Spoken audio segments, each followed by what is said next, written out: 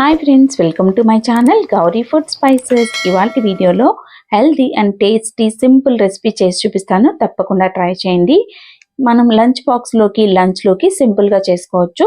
ముందుగా స్టవ్ మీద పాన్ పెట్టుకొని కొద్దిగా ఆయిల్ వేసుకొని 1 టేబుల్ స్పూన్ నువ్వులు, 1 టేబుల్ స్పూన్ గుమ్మడి గింజలు, కొద్దిగా మిరియాలు, 2 టేబుల్ స్పూన్ల వేయించిన కాబోలి శనగలు లేదంటే వేపిన పప్పు వేసుకోండి. అలానే కారంకి తగ్గట్టుగా ఎండుమిర్చి వేసి క్రిస్పీగా అయ్యేంత వరకు వేయించుకున్నాక దానిలోకి 1 కప్పు కడిగి ఆరబెట్టుకున్న కరివేపాకు, 5-6 వెల్లుల్లి గుడ్లు వేసుకొని చక్కగా క్రిస్పీగా కరివేపాకు అనేది క్రిస్పీగా అయినంత వరకు లో ఫ్లేమ్లో మంచిగా వేయించుకుని తీసుకొని చల్లార్చుకోవాలి. బాగా చల్లారిన తర్వాత పొడి చేసుకోవాలి.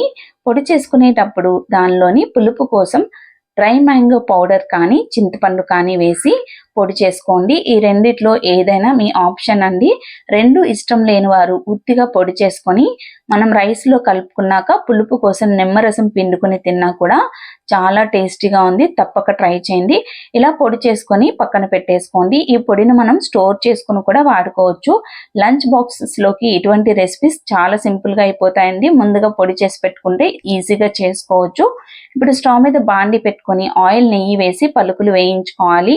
తర్వాత క్యాష్యూస్ కూడా వేసుకొని రెండింటిని వేయించుకొని పక్కన పెట్టేసుకొని ఎండుమిర్చి, పోపు దినుసులు వేసుకొని వేయించుకున్నాక దానిలోకి వెజ్జీస్ మీకు నచ్చినవి వేసుకొని వేయించుకోవచ్చు. వెజ్జీస్ అనేది ఆప్షన్ అండి.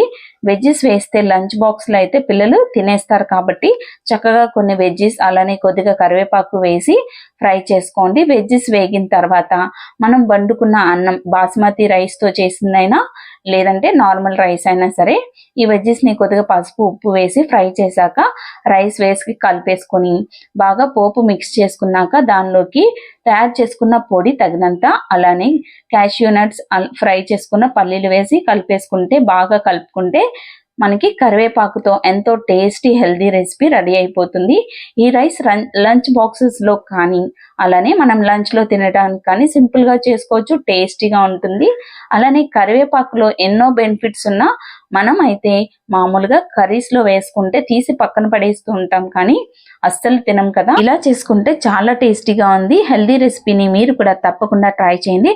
ట్రై చేశాక నచ్చితే లైక్ చేసి, షేర్ చేసి, సబ్స్క్రైబ్ చేసుకోండి. Thank you for watching.